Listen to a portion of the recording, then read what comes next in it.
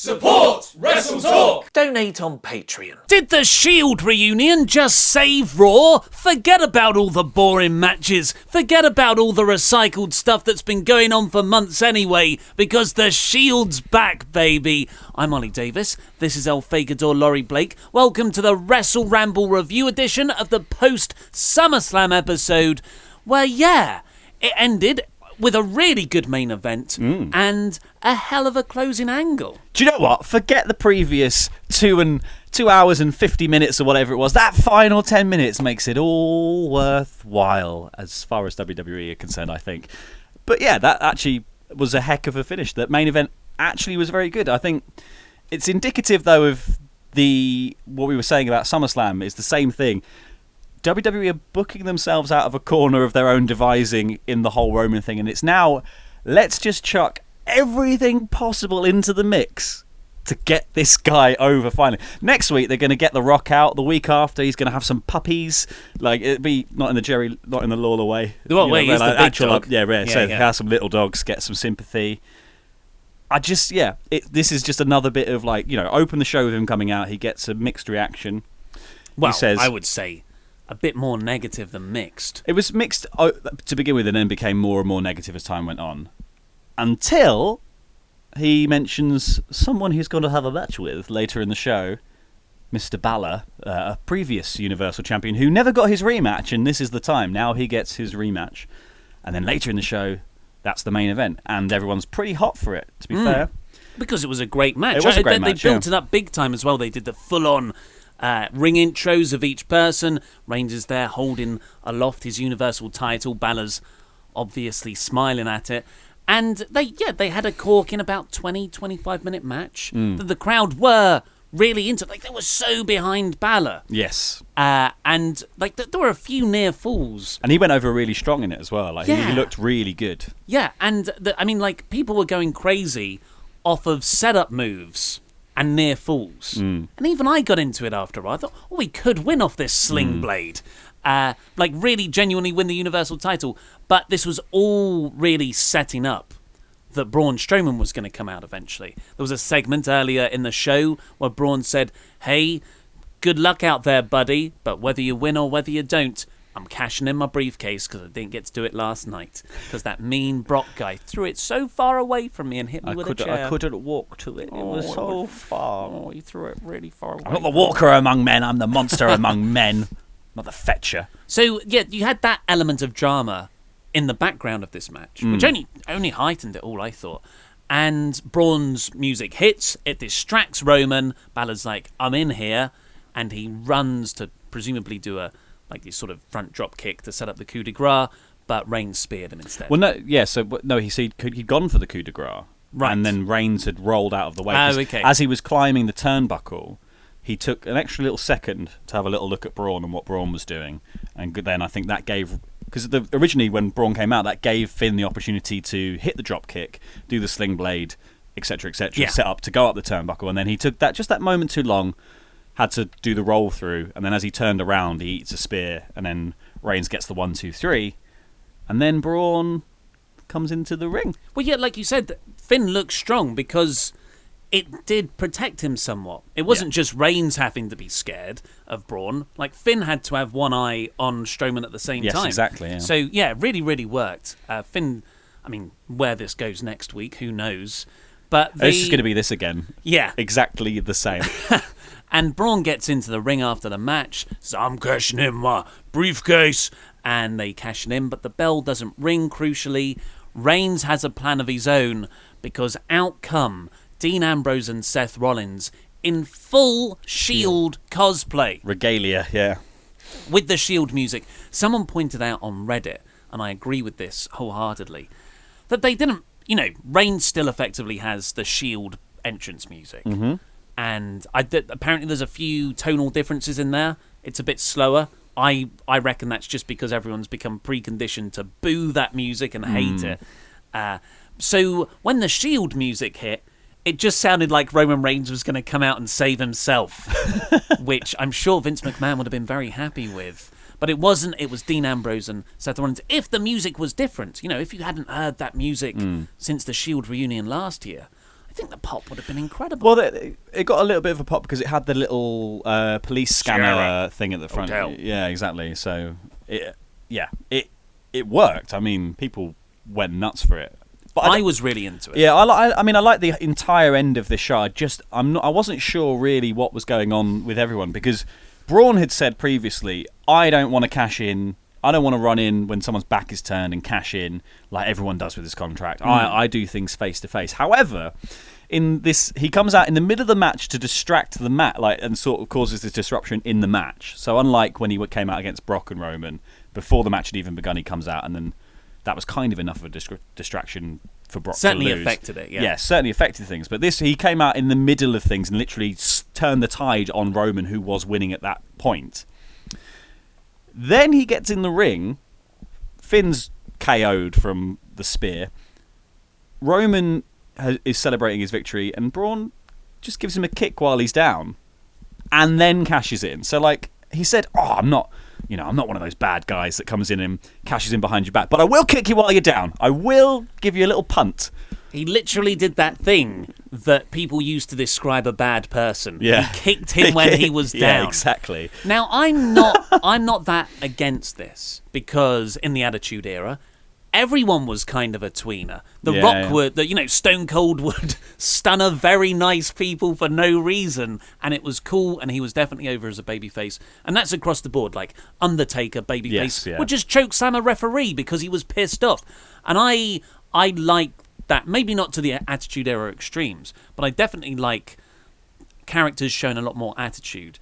Now, what I found interesting here is the Shield. Were before a babyface unit, but this was like old Shield, like debuting Shield, where they were all a terrifying, cohesive unit, and they're heels, effectively. They're operating like heels.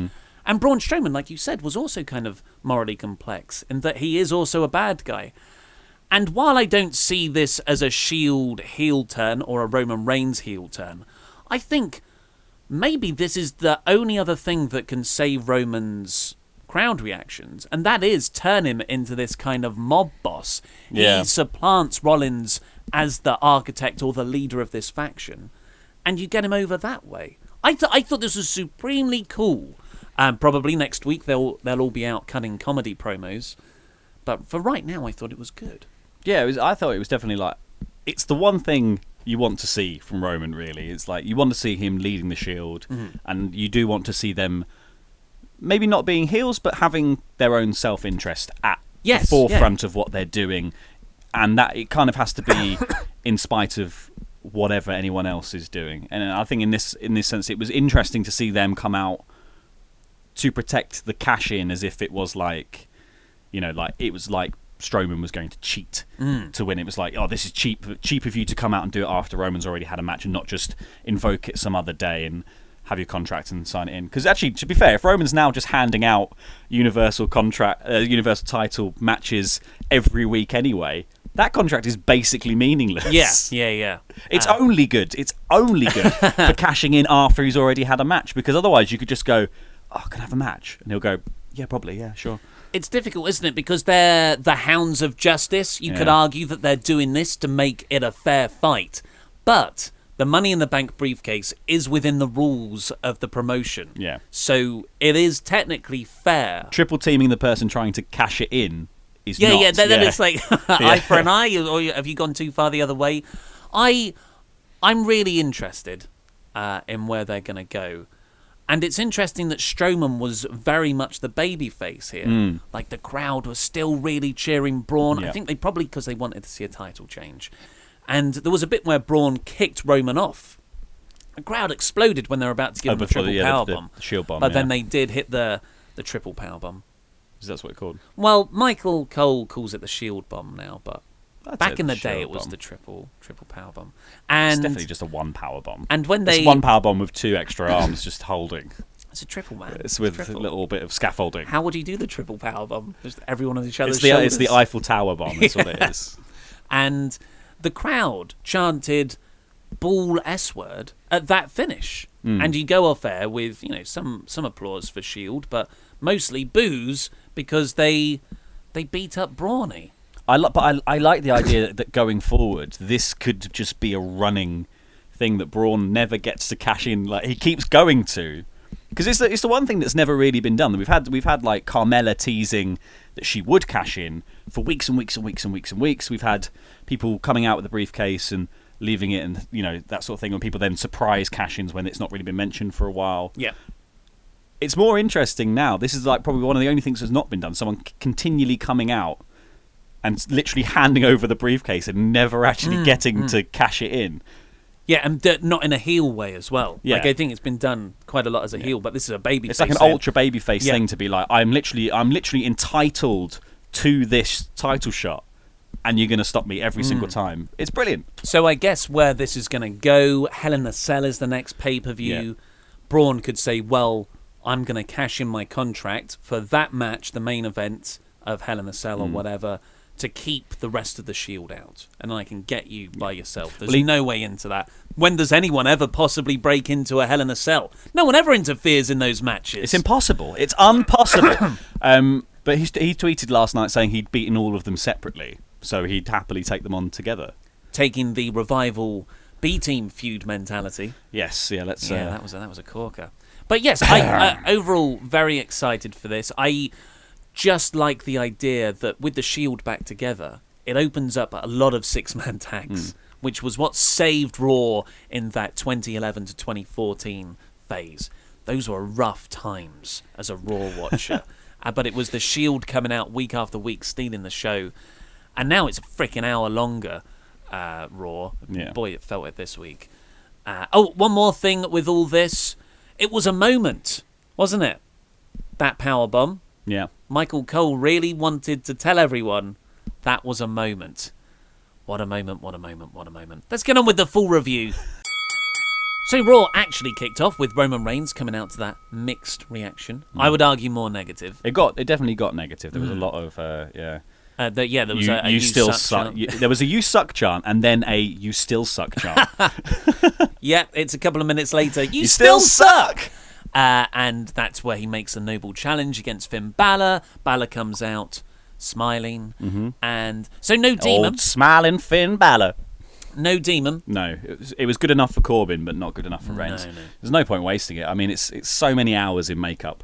Someone said that there's a 48-hour recharging period that you have to go through. He's got to suck up enough souls to summon it again. It's that's probably why. I just wish they would explain. It's like Dante's Devil Trigger. That's what it is. Yeah. And Corbin comes out. I've played Devil May Cry. Yes! Video game reference. One point. singular video game point to Ollie. And Baron Corbin comes out, and he's angry because Finn no-showed that SummerSlam match. I thought this was great from Corbin. Yeah, I did like that. He was like, I wasn't, the demon came out instead. And all the smoke and the noise confused me. This was great stuff from Corbs. And Kurt Angle comes out. You suck, floppy wrists. He says, He had enough time to do that for a while, didn't he? He always finds time, even has to interrupt a very important conversation to say something very important. He's like, still got time for this for a bit. Massive brawl happening in the ring. Yeah. You suck, floppy wrists. And he says, well, you can face this guy. Out comes Bobby Lashley. This was a boring match. It was dull, wasn't it? Went on a long time as well. At least one commercial. You also really, really noticed the fact that it was Coachman this week and not Renee Young, because he was talking nonsense. Boy, was Coachman noticeable. Yeah, he's not inconspicuous, is he? Yeah, because that was one of the good things about Renee. She didn't have this stellar performance, but she didn't screw up either. No. And when you've got Coachman trying to make these sports comparisons that just don't work. Yeah, he is a metaphorical cul-de-sac. Yeah, he often drives conversations into this dead end. Yeah. To the point where Corey, a professional commentator, has to go, no, that doesn't make any sense. Yeah. So that is frustrating. Again, you're just talking in idioms. And it was just a boring match. It was mostly rest holds. But Lashley won with it was like a powerbomb up, and then he flipped him off to the side and did a side slam thing, which looked impressive, a bit contrived maybe. But then we got my notes are out of order. Then we go backstage I And know it's Corbin Kurt killed. Angle Yeah, that was him. and Paul Heyman. No Stephanie yet. She will be all over the show. And Brock is Paul's trying to get the contractually obligated rematch, and Kurt says no, pretty much. And he does a New Yorker impression. Forget about it. Which got a big pop for the international travelling crowd. Hot dog. Yeah. And then Baron comes in and he says, That was it, yes, I'm sir. going to complain to Stephanie McMahon about you. And Kurt really... Like, because me and Luke rewatched SummerSlam 2000 recently. And you've got that whole Kurt Angle, Stephanie McMahon love triangle storyline with Triple H that makes up that fantastic main event. And good grief, this couldn't be further from that. Like, Kurt Angle has been so bad as a general manager since coming back. It's been a year and a half now. Dreadful. Yeah. And just like they did with Mick Foley, who, weirdly enough, in some like that 2000 era, was the commish, and he was fantastic. But they booked him into oblivion. And it's this Stephanie McMahon. It's this presence over the general manager.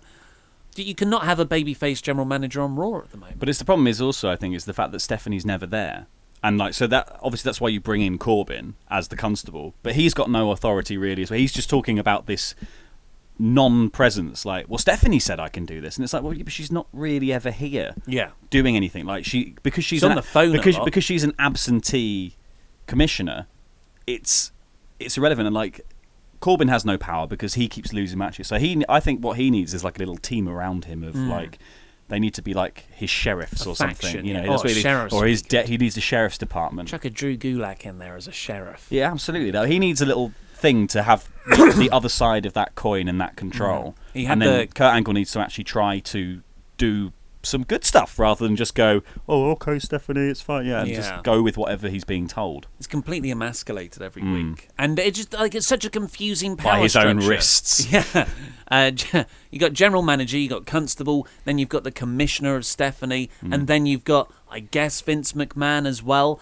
What's Triple H doing in all this? Yeah. The tyrant. Whereas you look at the other SmackDown shows, the other WWE shows, they're all like really well done general manager wise. Paige, Drake Maverick, Regal. Like, those are solid authority figures, baby faces, who aren't undermined by any confusing structure elsewhere. Shane's just Thanos'd away, thankfully, after his 2017. And they're all British, so maybe that's it. That's probably the key. We just need an English person in there. Then we got, speaking of Triple H, they had a video package recapping Triple H and Undertaker's epic feud. Yes, there was a lot of push for the old Super Showdown here, wasn't there? Super Showdown. DJ. Yeah. So that's, they're billing it as the last time ever. And that video package... WWE are very good at doing one time only kind of thing. So they'll never go back on that. I felt like the placing of this video package undermined the Triple H promo later, where he said that wasn't going to happen, and then it was. We'll get on to that. Then we had the Riott Squad taking on Sasha Banks, Bayley, and Ember Moon for a fresh new matchup. The Boss and Hug and Goddess connection. So this just has to War stop. Goddess. The Boss and Hug and War connection, I guess. I can't be bothered to think of a three-person team. Well, that's about as far as WWE got with thinking about it as well. I can't be bothered. Boss and Hug connection, I don't know. Yeah, it's why is this feud still going on? There's no genuine animosity there either. There's no blood feud element to it. There's no like, oh, we're jockeying for position in the women's division on Raw is woeful at the moment. We'll come on to it more in a later segment. Yeah, but this was a good match. I've got no interest. It was perfectly in seeing fine. them wrestle It was anymore. fine. It just didn't do anything, did it? It does nothing for anyone in it. Like, the Riott Squad picking up a win doesn't gain them any momentum because they're not going anywhere. Sasha Banks and Bayley could probably do with some momentum because they've the only ones who've had a storyline recently, as the Riott Squad have kind of been hampered by the fact that Ruby Riott was out for so long. Ember Moon has momentum. She had a winning streak until Sarah Logan, of all people, was the one who broke. The first loss on Raw was to Sarah Logan. Did a lot. And Ember Moon was like being set up as this next thing. I don't know if she was. She hasn't had how crazy is this? She hasn't had a storyline since she was called up. No. Like, she's had matches. She's occasionally been used as Ronda Rousey's stand-in best friend, but really there's been nothing. So there's a great, like all 6 of these, even Liv Morgan's starting to get good, but there's 5 very good women here, and they're just stuck in this purgatory of facing each other. I hope it stops soon. Then we got that Triple H promo. Oh yeah. Yeah. Got some NXT chants. How did you think that line went down? NXT was amazing on Saturday night, and SummerSlam took it up a level. SummerSlam was the thing. Yeah, that's it. Through gritted teeth, he was like, and then SummerSlam took it up a level. I feel like he rushed that bit. Yeah. NXT was great. Hey, wasn't it smart crowd? Woo, Triple H, we love you, NXT daddy. NXT. And SummerSlam was good too. Okay, so back onto The Undertaker. Yeah. Well, he didn't even say SummerSlam was good. He said it took it up a... Did he say he took it up a level? Or it was on a different level? It was definitely on a different level. That's what he should have said. It was on a whole different level. Yeah, it was a different thing. A lower one. That I didn't have final say over. Let's just make that clear, everyone. NXT is my thing. NXT. And then in like super babyface mode, he said, "Hey, I'm a fan just like you guys." Yeah. I thought he was going to say, "I'm marking out, man." And he said, "I will work until the day I die to make sure that this is here for everyone." Yeah. I don't know what that means, but I think it's just Triple H is really good at being subtle in a completely unsubtle way. Like he's named all the NXT events takeover. He gave his father-in-law a dinosaur skull as a present. Like these are not like you kind of look at it and go, oh yeah, that's just like that sounds like a Triple H thing to do. And then you think about it, no, this is actually quite an in-your-face aggressive way of saying this is my company soon. Dialed, man. Yeah, that's it. And so he goes on to talk about how he's not going to wrestle The Undertaker at Super Showdown because they had that WrestleMania 28 match. And then him and Undertaker and Shawn Michaels had their moment on the stage where they had their photograph and they all felt like it was the end of an era. That era then ended because Shawn Michaels went away. Undertaker put his hat and his gloves in the ring and went away. And then Triple H took his trunks off, put his suit on. He kept saying, I feel like I'm going to take my suit off throughout this whole thing. Yeah. So he said, he took his trunks off, took his gloves off, took his tape off, and then put his suit back on. And that was the end of the era. But now, seeing all the matches over the weekend, he's getting that itch. He's going to take his suit off. Yeah. It's uncomfortable now. Yeah, I can hear Nelly playing in the background. I want to get my pants back. I just want to run around oiled up in my pants again. I thought this was a weird... It was a very well-delivered promo. Triple H is an excellent promo, I think. But it was just that he goes, yeah, that was the end of an era. Like, reminding us all the reasons why it shouldn't happen. And then saying, but it is. And I guess that's a good way to work the crowd, bring them down and bring them back up again.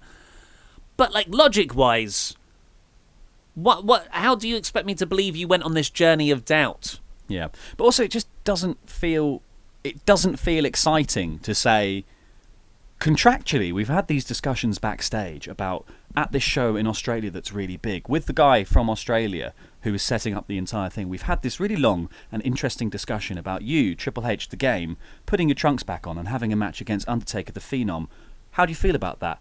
Well, I'm quite conflicted because we had quite a good match in a while ago, but actually, do you know what? I will do it. It's like, where is the storyline? Where is the angle to this thing? Like, just saying, yeah, we've been booked to have a match, and I was like, oh, and now I'm like, yeah. It's so rubbish. It's like considering like they managed to make the John Cena thing work to really some degree, like going like, I'm going to keep calling you out, I'm going to keep cutting really good promos on you, and then when you do show up, it is like this mysterious playing into the Undertaker character, this mysterious force. You've decided to finally come out and do something, and then the fact that it was a squash match was even kind of better in that sense. Do a feud, like totally. make it a thing. Like make it. Why is he not coming out and just going, I'm the best there ever was, I'm the best there ever will be, and I'm going to prove it by beating the Undertaker. Fight, like for one final time. Or he turns it into a bit of a blood feud, similar to how Cena did. Because all the material's there. He said, look, we had this. You retired. Shawn, my best friend, has stuck to his retirement. Yeah. And you came back. Yes, exactly. Just because Cena started calling you out. well, now I want to put an end to you. Yeah. I want to really retire the dead We man. had our end of the era match, and you won. Yeah. I'm going to end your era this time. Yeah, This is exactly, it. The end of the era. He should be coming out and saying that felt like the end of an era, but actually I thought about it, and I don't want it to be because you were the victor. I want to be the victor. I want to be the one remembered as the one who got the final 1, 2, 3. Yeah. This is much better. But they seem to be going the babyface route, which is fine for a big super attraction show. I guess it's going to be on a Saturday night. It's just It's a talking poster. It's boring. It's a house show. Yeah. It's a house show. After this, we got Dean Ambrose making his in-ring return. I like Dolph this. Ziggler. I like this. I thought this was the best thing on Raw apart from the main event. Yeah, definitely. It was. I like. And I obviously pointed it out a lot on commentary, but I like the fact that he's rejigged his moves. He's doing more powerful, actual wrestling moves rather than I used to hate the fall back into the ropes clothesline thing, just because it's so. The momentum, Laurie. Yeah, but he never got faster. It was so contrived. No, it's the torque. Yeah, and okay, the but muscles. so then you look at Tyler Bates' version of that, and you're like, yeah, that's what Ambrose should have been doing. But it was very cartoony, and I just feel like there's a few of the old Ambrose moves I'd love to see him still bust out. I love the I don't give a crap suplex of just picking him up and just going the X-plex. But I thought it's more interesting seeing him starting to do I'm much bigger now and I'm much more of a threat in the ring kind of moves, rather just being the brawler character that he was before. And it's before he was a goofy lunatic, the vast majority of the time. But here, I feel like he's the serious, unhinged psychopath guy, which is a really nice switch on that character. I read on the Cage Side Seats review, and it pointed something out that I kind of missed. So much about Ambrose's old character was talking. It was great promo. He'll make these goofy little quips here and there. But I don't think he's spoken a word since he's been back. We've not heard him. Not on mic or not off mic either. Like, even when he was with Seth, he wasn't screaming stuff, I'm back. Yes. He seems like he's muttered things, but he's not he's not blabbing the whole time. And in this match, there was a great call into that sort of he's really unhinged now, because he gets out of the ring to confront McIntyre, and Seth has to run around and get in the way and stop that happening. It's really, really, it's smart stuff they're doing with him. And the same in the as we see later in the main event, he's the one that chases Braun out of the ring and starts wailing on him and starts clearing off the desk. He goes for it. He's the one that's the wild card. Yeah, he's the one that's going we're doing this through here, because they were kind of done with it, and then he was like, no, gets out, takes all the monitors off, very sensibly takes all the monitors off. You don't want to really hurt you want, but it looks crazy. But there was a good finish to this as well. It was just really interesting seeing Ambrose wrestling that way against Dolph. And then it kind of broke down outside between Seth and Drew. Seth runs through the ring to hit a dive on Drew to take him out. And Ambrose is holding Dolph's leg at the time, isn't he? And he just flings it out the way. So Seth sort of goes through. It's like opening the turnstile for him. There you are. I loved this. I thought it was really good. And then Dean hits the... a weird Dirty Deeds where he almost starts to do a suplex, then drops him down and... Well, no, he was countering something, wasn't he? So he countered... It was Dolph's swinging DDT. Big DDT. So he leaps up for the big DDT, and then Dean grabs him by the pelvis and pushes him off, and he lands on his feet and catches him in the Dirty Deeds and then nails it. It just which is really strong. Cool. It's a really cool finish, and again continues to sell the slightly different character for Dean, which is which I really like. I wasn't a big fan of old Ambrose, but when he came back, I was like, oh yeah, I'm into this version of Dean Ambrose. Looks really cool and seems like a very legitimate lunatic. One you can actually get behind, because I liked Ambrose back in the day when he would go serious, because he's a great promo, but for the dressing up as a security guard, all the Ellsworth stuff, as fun as it was, it wasn't. We just didn't, because his lunatic was also just he's unhinged at that point, but he never did anything risky enough to really feel like it. Like, like a few elbow drops here and there, but it didn't feel completely deranged. And I feel like this feels like actually he's going to go to some extreme level, maybe just by hurting people, not doing like crazy spots. It doesn't have to be Jeff Hardy to be nuts. But yeah, I like the idea that he doesn't really have any interest in winning matches particularly. He just wants to hurt people, which is great. Then Braun Strowman tells Finn Balor backstage, good luck tonight, by the way, I'm going to beat you if you win. You're small. And Elias, after this, he does his usual Elias shtick, has kind of dropped the fact that his guitar broke. He mentioned it a little bit, but he's not like, I'm going to find... So that's our duty now. That's the new WWE quest. The next mystery. And then, in an inspired interruption, Curt Hawkins comes out and says he wants to end his 218 match losing streak. The crowd were really into this. I personally think this is a fantastic story that should be featured on Raw every week as your comedy break. And it's like, weirdly, they only bring him up every 4 months on TV. No, it's stupid. And Hawkins fires up, and he was never going to beat him. Elias beat him very quickly after a brutal high knee right out the gate. But the crowd are really into it. It's such an easy story to get invested in. And when Hawkins eventually does get that win, if you build it up enough on TV, it's going to be huge. It's the reverse Undertaker. Yeah. It's the reverse Undertaker, and I do. Yeah, I really like Curt Hawkins. I think he's a good promo. Like, yeah. I loved the when he used to do the Star Factory stuff, and he would come out like on main event. Because I saw it at the taping of Raw. They filmed the main event stuff beforehand, and I saw the one where Aleister Black comes out, and obviously it's amazing. It's Aleister Black coming out anyway, and that was just after he debuted at NXT anyway. But the whole setup, it only works because he's so good at setting up the idea that he's going to make a star of someone by letting them be him. Yeah. It's brilliant. It's an really, ingenious really good, take on the jobber enhancement talent Yeah. position. Unfortunately, after that, so hopefully Hawkins will get featured all the time, and then a WrestleMania win in the Battle Royal. He main events WrestleMania and he beats Roman Reigns. That's what I want for the Universal title. It begins now. The Hawkins push of 2019.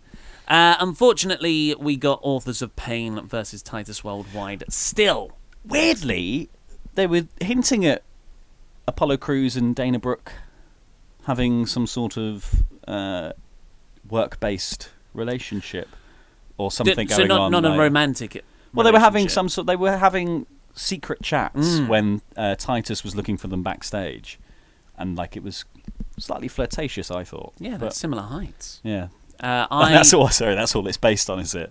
Yeah, people tell me Tinder romances now are not done by distance; they're just done by heights. Well, as far as I know about my short-lived tenure in the online dating world, 5-6 years ago, I liked it before it was cool. I put down my You were forced to do it before it was cool. My shoot height, I mean. Yeah. Which was just a smidgen under 6 foot, and of course, didn't get many offers because I imagine there are search parameters set by ladies looking for a 6-footer. So I changed the 6 foot, and I got at least 2 more. At least two more inquiries. More inquiries. Yeah.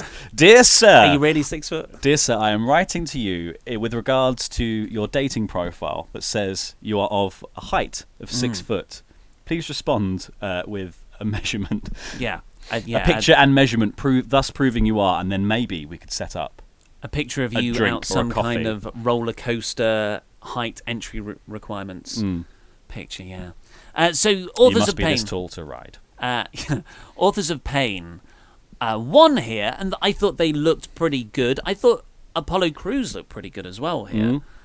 But there was a really nice spot where he had pinned one of the authors, and they kicked out by pushing him all the way up to his feet, and he immediately hit a standing shooting star press. Very impressive. Yeah, that was cool.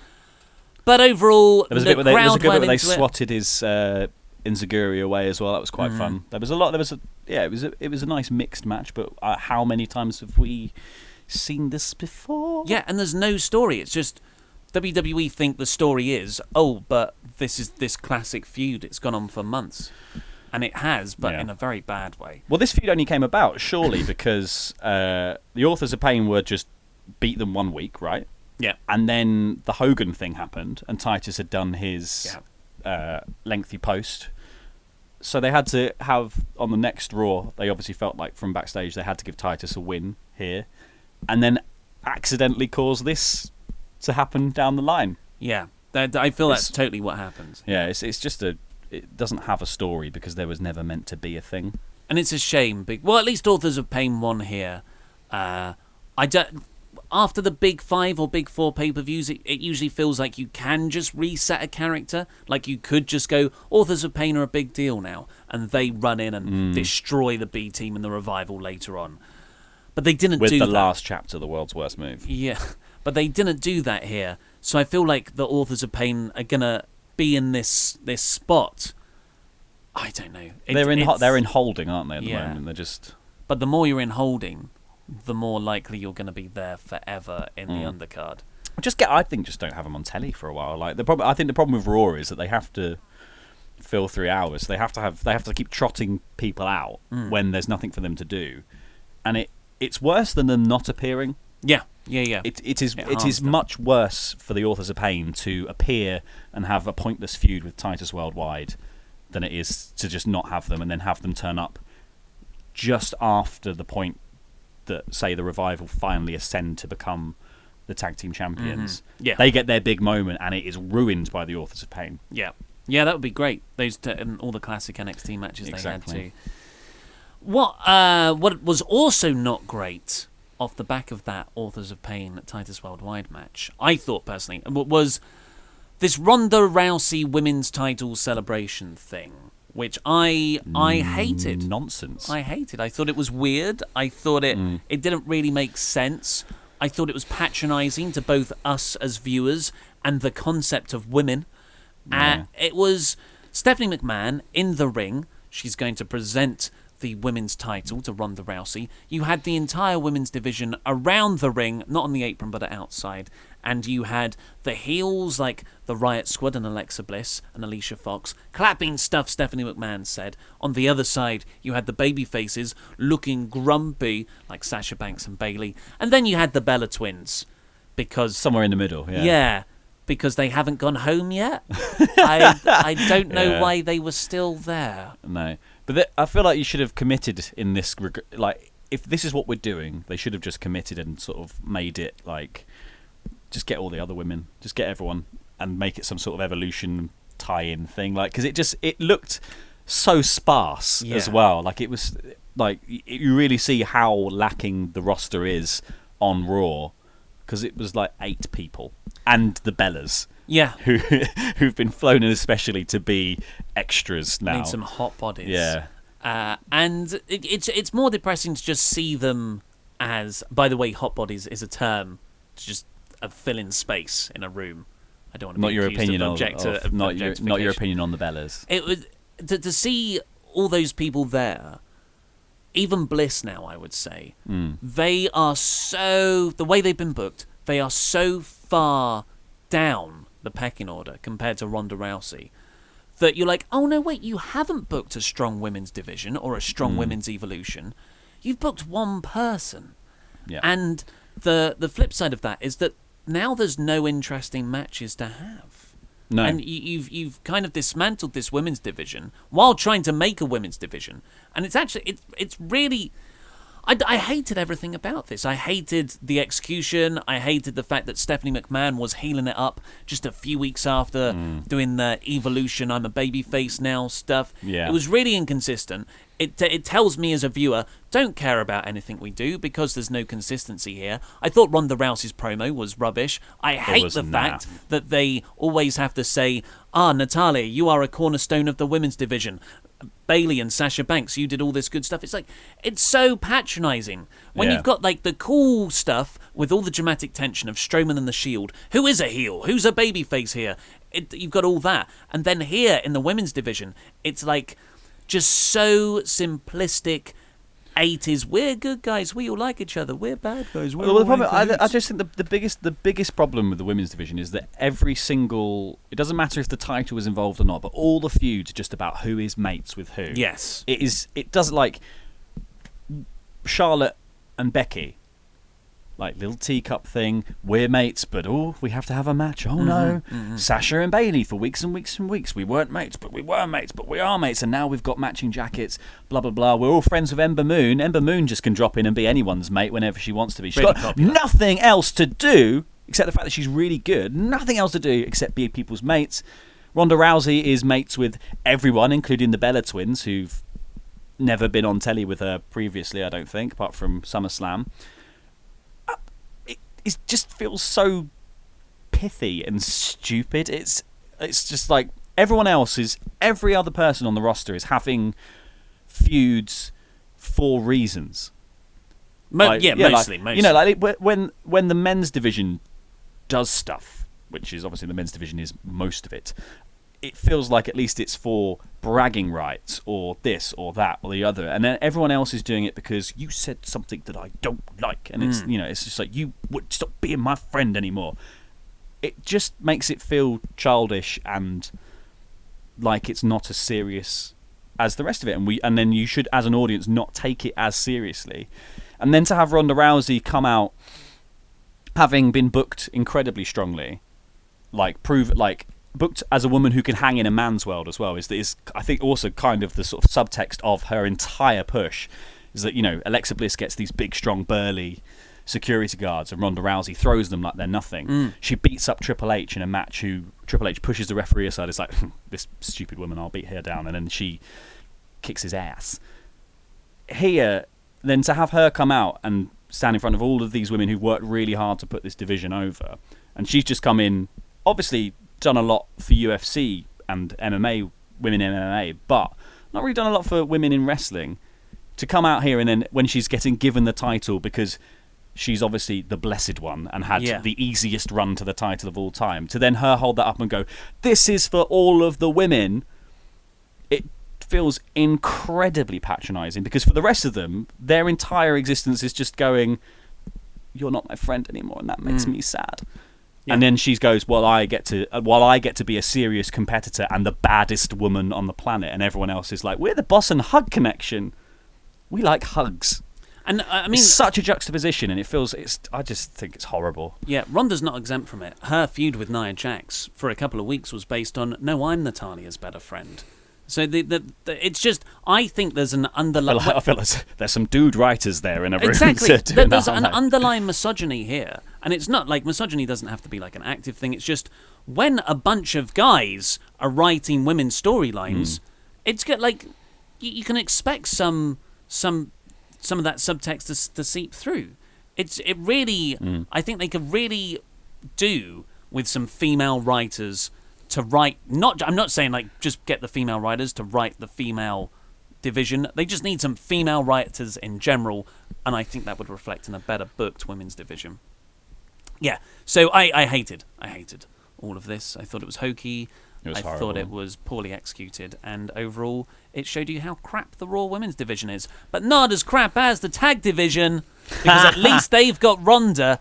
Next up we had the Revival versus B Team in singles competition. So Scott Dawson beat Bo Dallas first. The B Team are full-on faces. They said the B stands for Brooklyn. We like your hometown. Hometown pop. And then... That's the place I live. I like that. Woo! And then Axel do that was in London beaten with me and by... see how I feel. Boo, London. Boo. Hey, you guys love the royal family, right? No. Then Dash Wilder beat Axel. So the idea is the Revival can beat the B Team in separate singles competition, but they can't beat them together. The B Team keep fluking victories. Well, they got on the mic and they said that at the end, didn't they? They said, you might have beat us now, but we're still the tag champs. And just dreadful. The Revival are great. The Revival I really like both their finishers, actually, in singles competition. But I actually, I enjoyed the matches in the fact that it was so consummately just the Revival showing off. Yeah. And it was so easy. There was a good like dash catching the Lufez press from Axel and turning it into a power slam. There was good little moments in here, but it's just I'm bored of watching a really good tag team continually come up against the flukiest two guys, and it just being like, what other contrived way can we have them win? It's literally a joke. Yeah. It's like that's the point of the B team being champions. They keep winning by fluky means. That is literally a joke. Ergo, the tag team division is a joke. Yeah, it's a great joke that plays out one time. Yeah, for a moment, like it plays out for that. It should have played out to the point where they won the titles, and then at that they won the titles at the pay-per-view. Fine. Next night they lose them. Yeah, next night you repackage Authors of Pain. They come in as badasses, squash the B team in seconds, and then a new tag champions. And then you've got a legitimate tag division again. But until the B team stop being the tag team champions, that division is nothing. Yeah, I really thought tonight was the night they were going to freshen it up. I was so hopeful. They were going to like reboot Authors of Pain, or they were going to call up another tag team, or they were going to have the Revival at least just pick up the belts. Yeah, and it was so close. There was a match. All of them had a match, just not in the correct combination and not for the titles. And the right people won the matches. Yeah, it's just. I mean, what? I can't even. So there's a promising thing about the Shield reunion, and that's Gallows and Anderson haven't been doing anything on SmackDown. Sometimes they do a trade around SummerSlam time. Maybe Balor calls back his club buddies. I love that. I know, but we've been saying this for literal years. We've been burnt before. Although they did get back together in January.